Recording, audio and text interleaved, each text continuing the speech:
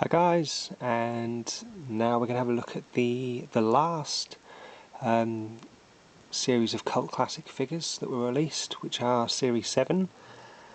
Obviously Neca carried on releasing figures, which, like I don't know, let's just pick the Planet Terror ones. They could have been in a Series 8 or Reservoir Dogs or anything like that, but for some reason, along with McFarlane, both Neca and McFarlane only did 7 series of their signature range, I should say.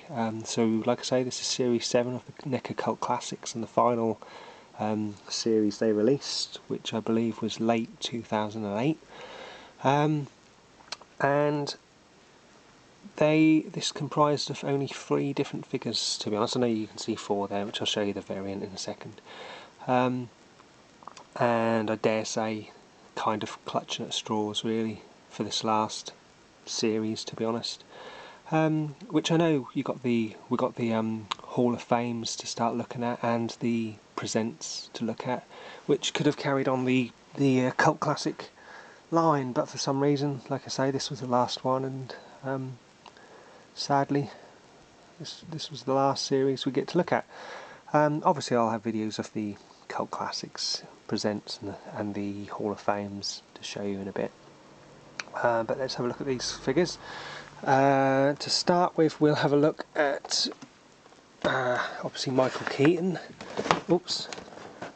as Beetlejuice. Brilliant film. Absolutely love this film, to be honest. And I love Winona Ryder, so that obviously helps. But anyway, I obviously got the brilliant movie poster there. I've got to be honest, I like pretty much all of Tim Burton's stuff. You know, there's a few bad ones he's done, but all in all, I really like Tim Burton and the things he does, and I love obviously Keaton and Burton's Batman films as well. But anyway, so obviously we've got Beetlejuice, features Handbook of the Recently Deceased and 2 snakes, which are obviously on there. And he sort of has this ta-da pose when you get him out of the packet. You can have him with his arms up in the air. On there, the book is fan. There's brilliant, loads of little detail in the little book there. I don't know if you can see it or not. On there, and so there's his pose. Really, you've got to have him in for him to look right. And it says on the back, "Trouble with the living, is dead a problem and not the solution? Unhappy with eternity, having difficulty adjusting, call Beetlejuice Beetlejuice." And it says Beetlejuice is an obnoxious freelance bioexorcist hired to scare away the living. Not much is known about him, including his age or cause of death. He is vulgar and crude and trying to scheme his way back into the land of the living. And of course you've got the picture of Reagan there, Beetlejuice and Stuntman Mike on the back. So that's Beetlejuice. Let's have a look at Stuntman Mike next. Now, this for me was the hardest of all the figures to get hold of this series, to be honest. The other 2 or 3, I should say, being 2 versions of Reagan, are very easy to come by. You shouldn't have any problems, but Stuntman Mike, for some reason, was quite hard to get hold of. And obviously Stuntman Mike from Quentin Tarantino's Death Proof, a film that I didn't really like when it first came out, to be honest. I watched it again recently, or actually when I got this figure, to be honest, and I liked it a lot more then. And up until that point, I'd never seen Planet Terror as well, so I absolutely loved Planet Terror.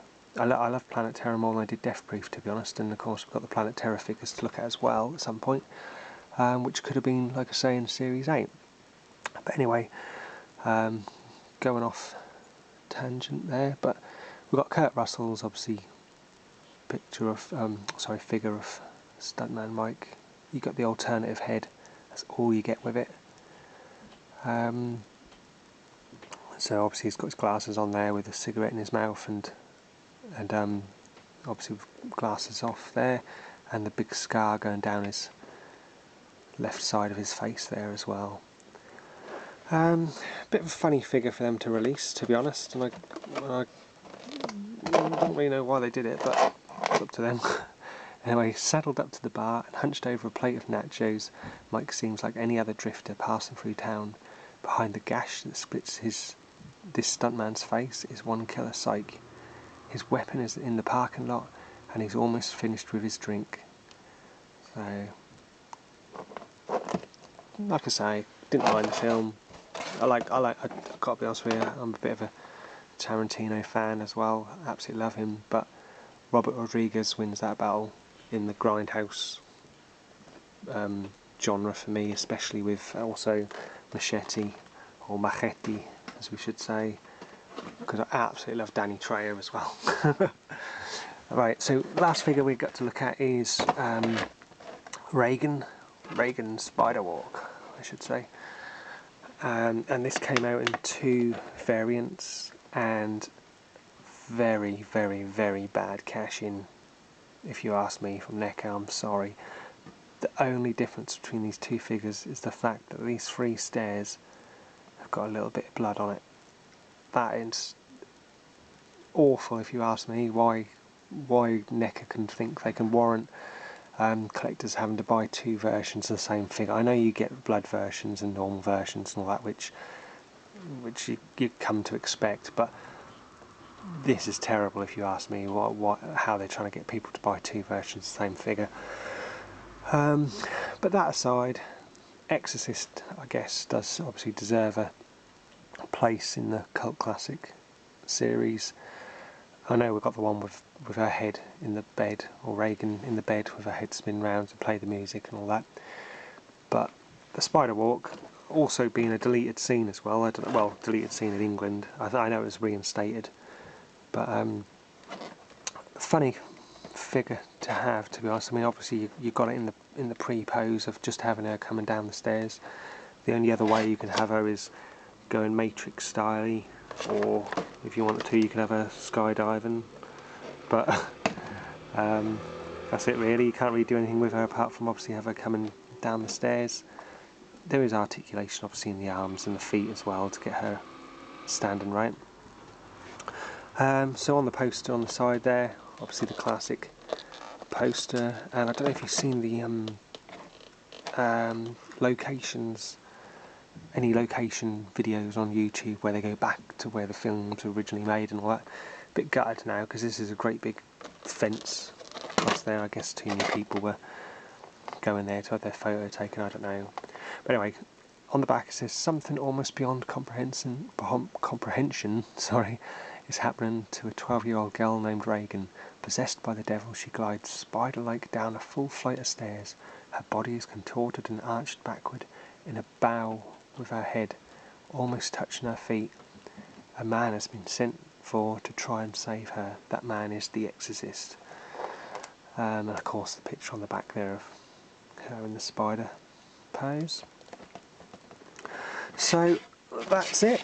We've come to the end of the look at the Neca Cult Classic figures. We've been through all 7 series, had a quick look at the figures. Obviously if there's something I've missed or anything you want to know, please leave a comment. Of course, if you want to have a look at a specific figure, you know, have a good look around it. If you need me to do a video of that, not a problem at all, I'll do that. Just obviously leave a comment. But as always, thanks for watching. Please subscribe, and I'll catch you guys. Oh, sorry, I should have said an all with this Reagan one. Sorry, going through my little spiel there of saying goodbye, and I just remembered that the Reagan does actually have a little bit of blood on her nose as well. Makes her look like a clown. That's one thing. I know she's obviously got a nosebleed, and that's what's obviously dripping on the floor. But I don't know if you can see that. They make her look like a clown on there. But anyway, I better point that out to you. Cheers guys, thanks for watching, I'll catch you again soon. Cheers, bye.